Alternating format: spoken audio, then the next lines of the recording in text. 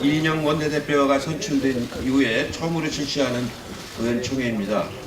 또한 이원욱 수석 부대표를 인준하는 의총이 되겠습니다. 내일은 고 노무현 대통령 서거 100주기가 아니 10주기가 되는 날입니다. 8월은 김영삼 대통령 10주기가 있습니다. 올해가 두 분 대통령의 10주기가 있는 그런 해인데, 두 분을 모신 우리 당으로서는 두 분의 기념 행사와 추도식을 당과 관계 재단이 함께하는 걸로 진행을 하고 있습니다. 그동안 내일 봉화 10주기 추도식에는 많은 사람들이 오실 것 같습니다. 부시 대통령께서 대통령 퇴임 후에 초상화 그리는 걸 배우셨다고 합니다. 노무현 대통령의 초상화를 그려가지고 내일 오셔서 헌정을 하시겠다고 그럽니다. 대단히 반가운 소식입니다. 어제 노무현과 바보들이라는 영화를 봤는데, 노무현 대통령을 중심으로 한 게 아니고 노무현 대통령을 함께했던 노사모라든가 자발적인 봉사자들의 얘기를 많이 실은 그런 영화였습니다.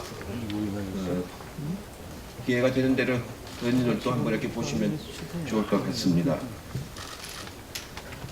올해 민주당과 노무현 재단이 함께 주관하는 10주기 추모 행사의 주제는 새로운 노무현입니다. 그동안 5월이 여러 가지 어렵고 슬픈 일들이 많이 있었는데, 지지난해 17년 5월에 문재인 대통령이 당선이 되면서 나라가 새로운 모습으로 변해가기 시작했습니다. 그런 의미를 담아서 새로운 노무현이라는 개념으로 잡아서 행사를 시작을 하고 있습니다. 사람 사는 세상, 나라다운 나라를 만드는 일에 우리 민주당이 함께 해야 되겠습니다. 살포시 간접 광고를 하나 하겠습니다. 노무현 재단에서 기념재단에서 올해 10주기를 맞이해서 창덕궁 옆에다가 노무현 시민센터를 착공을 이제 합니다. 입찰까지 다 끝났고 조만간에 기공식을 하는데, 건물을 지으면서 특별 모금을 시작을 했습니다. 아마 의원님들한테도 특별 모금에 협조해달라는 아마 소식지가 전달된 걸로 알고 있는데, 의원님들 형편에 맞게끔 많이 참여해 주셨으면 좋겠다는 말씀을 꼭 의총 때 전해달라는 노무현 재단 측의 요청이 있었습니다. 간접 광고입니다.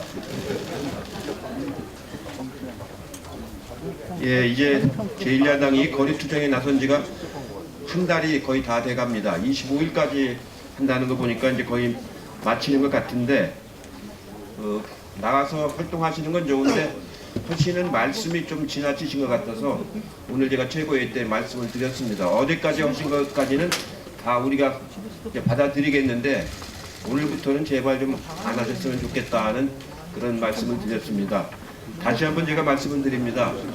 활동을 하시더라도 어느 정도를 걸으면서 하시는 게 좋겠다는 말씀을 간곡하게 드립니다. 이제 국회에 들어오셔서 추경 심의를 빨리 해주시기 바랍니다. 어제도 OECD에도 발표한 것처럼 세계 경제가 하강기로 들어가서 전반적으로 모든 나라의 성장률이 전부 조정을 받고 있습니다. 우리도 2%가 조정이 돼서 2.6에서 2.4로 이제 조정이 됐고, 영국 같은 경우는 0.4까지 조정이 되는 그런 나라도 있습니다. 이렇게 미중 간의 무역 분쟁도 있고 전체적으로 경기가 하락할 적에는 재정의 역할이 매우 중요합니다. 나중에 정책의장이 또 말씀을 하시겠습니다만, 특히 우리 같은 경우 3만 불 국가에서 이 자동으로 시장만 가지고는 경제 성장을 더 올리는 데 한계가 있습니다. 특히 우리가 제조업이 지금 낙후돼 있고 반도체 가격이 하락하고 있기 때문에 여러 가지 어려움이 있을 때 재정이 역할을 많이 해줘야 됩니다. 오히려 OECD가 권고한 9조보다도 더 적은 6조 7천억을 추경으로 편성을 했습니다. 빨리 와서 심의를 충실해서 그나마 이 경기 하강기에 도움이 되도록 해 주시는 것이 좋을 듯 싶습니다.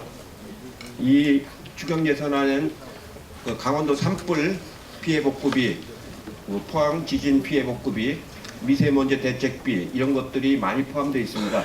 이런 자금들이 신속하게 공급될 수 있도록 같이 동반하시길 간곡히 부탁을 드리겠습니다.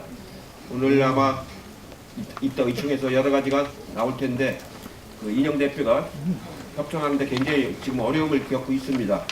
뭐 이런 어려움을 임기 내내 겪을 텐데 첫 번째 협상이고 하니까 의원님들이 여러 가지 좋은 고견을 많이 말씀을 해주시기를 부탁 말씀드리겠습니다. 고맙습니다. 네, 감사합니다.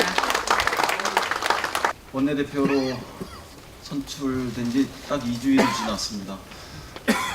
가급적 빠른 시간 안에 인사드리고 싶었는데 그러지 못해서 죄송합니다. 조금 늦었습니다만 다시 한번 원내대표로 일할 수 있는 기회를 주셔서 감사합니다. 이렇게 인사드립니다. 고맙습니다. 사실 국회 정상화의 매듭을 풀고 의총을 소집하고 싶었는데 그러지 못했습니다. 이유는 여러 가지 있습니다만 더 정성스럽게 야당의 이야기들도 경청하면서 국회 정상화를 위한 그 노력을 하겠습니다. 이따가 비공개 시간에 자세한 보고는 따로 드리겠습니다만 저로서는 야당이 그래도 빠른 시간 안에 국회로 복귀해서 이해찬 대표께서도 말씀하셨습니다만 추경 처리 등의 민생 관련한 이 예산을 다루고 또 민생 관련한 입법 과제들 이런 것들을 처리하면서 국회가 마땅히 그 해야 할 일을 하는 것이 옳다 이렇게 생각합니다. 다시 한번 정중하게 자유한국당이 국회로 복귀할 것을 요청합니다. 오늘 의총은 우선 형식적인 그 요건을 반드시 거쳐야 하는 이런 그 절차가 있습니다. 잘 아시겠습니다만 이원욱 수석을 저는 그 지명을 했고 또 이미 그 최고위원회 때 당대표님과 여러 최고위원님들한테 동의는 얻은 상태입니다만 이곳 의총에서 의총장에서 의원님들이 인준을 해주셔야지만 이원욱 수석께서 정식으로 공식으로 수석으로서의 활동을 하실 수 있기 때문에 인준 절차를 필요로 해서 소집을 했습니다. 그래서 바로 인준 절차를 밟으려고 하는데 좀 괜찮으시죠? 네. 당헌 제5장 56조에 따라서 원내 수석 부대표로 이원욱 의원을 추천합니다. 의원 여러분들께서 박수로 추인해 주실 것을 부탁드립니다.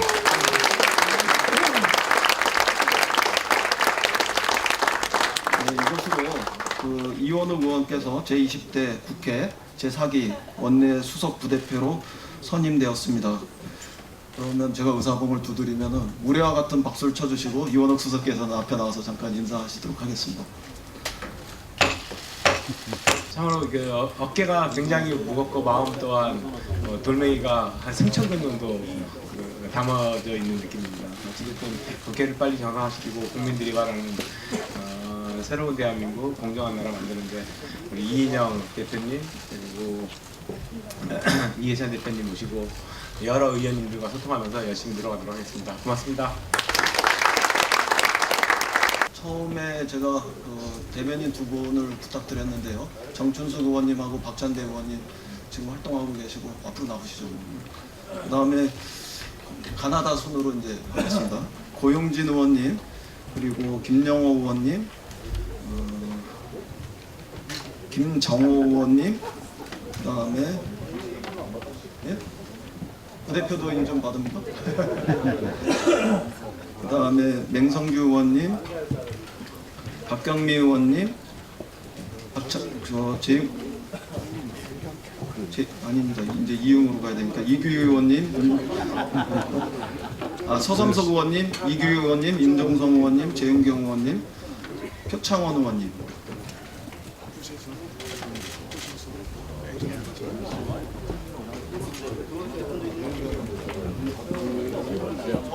원내대표단 그 이름은 민생 원내대표단. 잘하겠습니다.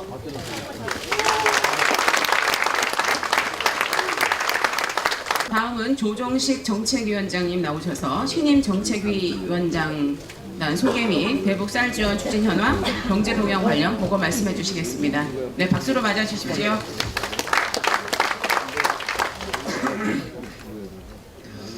네, 방금 전에 그 이인영 원내대표께서 그 신임 원내대표단에 대한 이제 그 인사를 드렸습니다만, 그 이번에 이제 이인영 원내대표단의 새로운 이제 선임과 함께 저희 정책위원회도 그 일부 개편을 하게 됐습니다.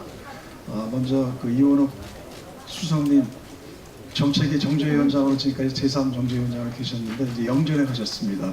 다시 한번 축하의 말씀을 드리면서 그 새롭게 저희 선임된 그 저희 정책위원회의 일단 수석 그 정책위 수석 그 의장으로서는 그 이제 수석 부의장으로서는 그 국토위 간사이신 제3의 윤관석 의원님이 선임이 되셨습니다. 잠깐 앞으로 나오시죠.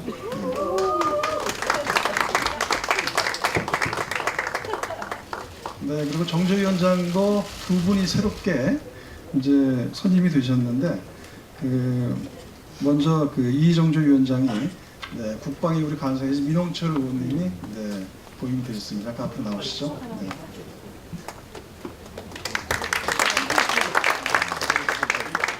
네, 그리고 제3정조위원장인 우리 이원욱 그 의원님의 후임으로 또 최윤열 의원님께서 제3정조위원장으로 선임이 되셨습니다.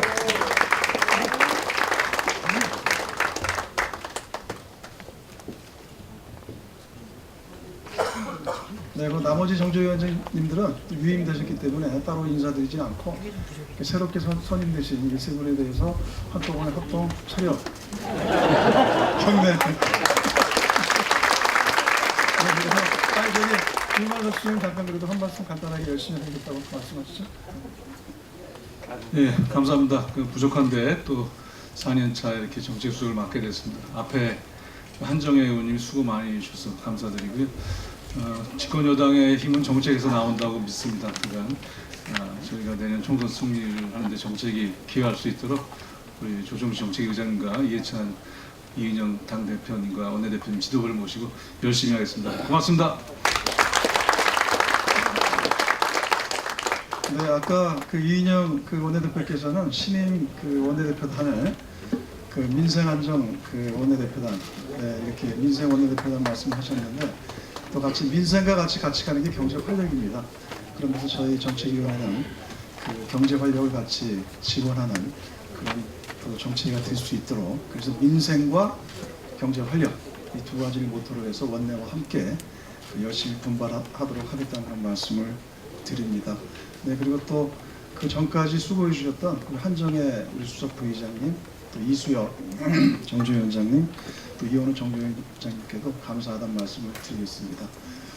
네, 그리고 한 두어 가지 현안 관련된 보고와 설명을 잠깐 말씀을 드리겠습니다. 그 하나는 이제 현재 현안으로 부각이 되어 있는 대북 식량 지원 관계된 것입니다. 지금 의원님들께 이제 자료를 내고 있습니다만 간략하게 좀 설명을 드리면은 그 얼마 전에 세계 식량 기구 등에서 북한의 식량 실태에 대한 그 평가 보고서를 지난 5월 3일 날 냈습니다. 간략하게 요약해서 말씀을 드리면은 북한의 식량난은 최근 10년간 가장 심각한 상황이라는 결론입니다. 그래서 전반적으로 북한 인구의 40%인 1010만 명이 식량 지원이 절실한 상태이고 인도주의적 조치가 적절하고 시급하게 취해지지 않을 경우 앞으로 5월에서 9월까지 충분기 동안 상황이 매우 악화될 수가 있다. 이런 점에서 대북 식량 지원이 시급하고 절실하다는 그런 보고서를 냈습니다. 그런 점에서 그 지금 국제사회뿐만 아니라 우리 정부가 시급하게 대북 식량 지원을 추진해야 간다고 저희 더불어민주당은 확고한 입장을 갖고 있습니다. 그 필요성은 우선 첫 번째로는 같은 동포인 북한 주민이 겪는 생존의 어려움을 우리가 외면할 수가 없다는 것입니다.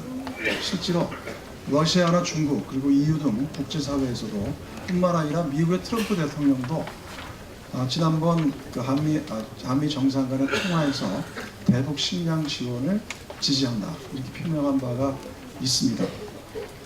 그런 점에서 이렇게 국제사회들까지 나서서 북한 주민들의 어려움 해소를 위해 노력하고 있는 가운데 같은 동포인 이 북한 식량 지원에 대해서 우리가 이를 외면해서는 절대로 안 된다라는 말씀을 먼저 드릴 수가 있습니다. 그리고 두 번째는 이 대북 식량 지원은 국제사회의 제재와는 무관한 인도주의적 조치라는 점입니다.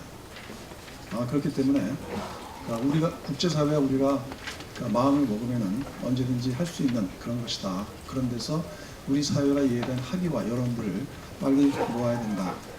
그리고 특히 야당인 자유한국당에서 적극적으로 이에 대해서 협력을 당부하는 바입니다. 그리고 세 번째는 이 대북 식량 지원은 남북 간 간의 화해 협력과 동질성 회복에도 크게 기여할 것으로 이렇게 보고 있습니다. 그리고 네 번째는 현재 북미 남북 간의 이 대화가 어느 정도 교착 상태에 현재 있는 상태입니다만 이 대북 식량 지원은 앞으로 북미 간 또 남북 간의 이런 대화 분위기 조성에 매우 긍정적으로 기여할 것이다. 이런 점에서 대북 식량 지원이 굉장히 시급하고 기요하다 이런 말씀을 드립니다. 앞으로 이 대북 식량 지원에 대한 구체적인 지원 그리고 규모, 방식 등은 국제사회와도 긴밀히 협의할 것이며 필요할 경우 북한과도 아마 협의를 하게 될 것입니다. 중요한 것은 이렇게 세계 식량기구 등의 권고가 있었던 만큼 가급적 빠른 시일에 이 부분이 빨리 지원될 필요가 있겠다 말씀을 드리고요. 이와 관련해서 지금 일각에서는 이런 대북 인도적 지원과 식량 지원 등에 대해서 퍼주기라는 어떤 무책임한 정치 공세와 비난들 그런 주장들이 있습니다. 그러나 이런 퍼주기라는 공세는 전혀 근거 없다는 그런 말씀을 드리겠습니다. 실례를 말씀을 드리면은 지난 과거 정부 그러니까 특히 우리 국민의 정부와 참여정부 시절에 그 지난 10년의 기간 동안에 평균 대북에 대한 식량 지원은 평균 29.5만 톤을 지원을 했습니다. 그런데 MB 정부와 박근혜 정부 들어서는 2010년에 MB 정부에 딱 한 차례 있었습니다. 그때 식량 지원했던 게 5천 톤입니다. 그리고 그 이후에 모든 관계들이 단절이 됐던 그런 상황이었습니다. 그리고 또 하나는 이게 퍼주기가 아니라는 얘기는 현재 우리의 식량의 재고 현황을 보면 2019년 3월달 현재 우리의 쌀 재고 현황은 131만 톤입니다.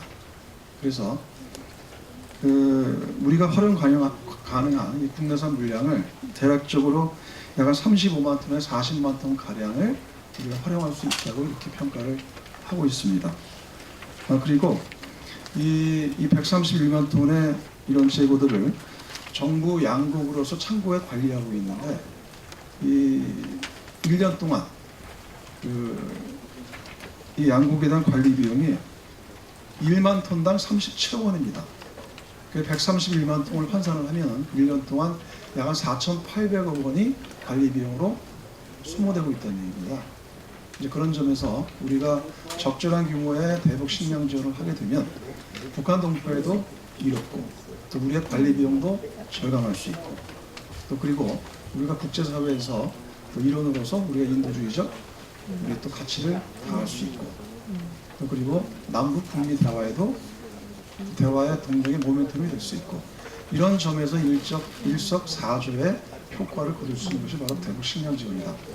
그런 점에서 이에 대한 그 야당 측의 적극적인 협조를 이렇게 요청드리는 바입니다. 그리고 또 한 가지 방금 전에 이해찬 대표님께서도 말씀을 주셨습니다만 그 경제 상황에 대해서 간단하게 한 말씀을 드리면은 어제 저녁에 그 OECD에서 한국 경제의 성장 전망치에 대한 수정 전망치를 내놨습니다. 원래 올 초에 우리가 전망했을 때는 2.6% 경제 성장을 할 것으로 전망을 했습니다만 0.2포인트 감소한 2.4포인트로 경제 전망을 수정했습니다. 그런데 이에 대한 경제 전망치의 이런 수정 하락은 전반적으로 이거를 총괄적으로 분석을 해보면은 최근 우리 경제에 대한 가장 큰 리스크 요인이 대외적인 요건들입니다. 또 하나는 우리 인구 구조와 우리 산업 구조에 있어서의 급격한 변화, 구조 조정이 이루어지고 있다는 것입니다. 특히 글로벌 리스크와 관계에서는 미중 무역 분쟁으로 인한 글로벌 무역 둔화가 굉장히 두드러지고 있고 또 그에 따른 특히 우리의 주력 업종이었던 반도체 업황 부진 등에 따른 수출 감소가 주요하게 기인되고 있다 이렇게 좀 평가가 되어지고요. 또 제조 구조 조정 등에 따른 투자 유축으로 이런 하방 리스크가 확대되면서 주요 실물 지표 흐름이 부진하고 성장세가 둔화되는 상황이다. 이렇게 말씀을 드릴 수가 있습니다. 그래서 이와 관계해서 OECD에서 이런 수정 경제 전망치를 이렇게 발표를 하면서 우리 정부에 대한 권고를 어떻게 하고 있냐면 구조개혁 정책을 동반한 확장적 재정 정책이 필요하다라는 점을 강조를 하고 있습니다. 특히 이런 우리 한국 정부가 이러한 성장세 둔화에 대응해서 2019년 정부 지출을 확대하는 등 확장적 재정 정책을 추진 중인데 특히 이번에 편성된 추경이 경제 활력을 제고할 것으로 기대한다. 이렇게 OECD에서 일단 평가를 하고 있습니다. 그런 점에서 봤을 때 지금 올해 본 예산을 집행률을 저희가 서두르고 있습니다만 여기에 더해서 이번 추경 예산이 조기에 국회에서 처리되고 바로 현장에 투입될 수 있도록 하는 것이 이러한 글로벌 하방 위험과 이에 대해서 우리가 선제적으로 대응하면서 우리의 경제 성장을 다시 유지시켜가는 가장 중요한 길이다. 이런 말씀을 드립니다. 그런 점에서 지금 원내에서 지금 야당 측과 열심히 협상을 하고 있습니다만 특히 자유한국당에서 신속한 추경 처리를 위한 조속한 국회 정상화를 해줄 것을 다시 한번 이 자리에 들어서 간곡하게 요청드리는 바입니다. 네, 이상입니다. 네, 감사합니다.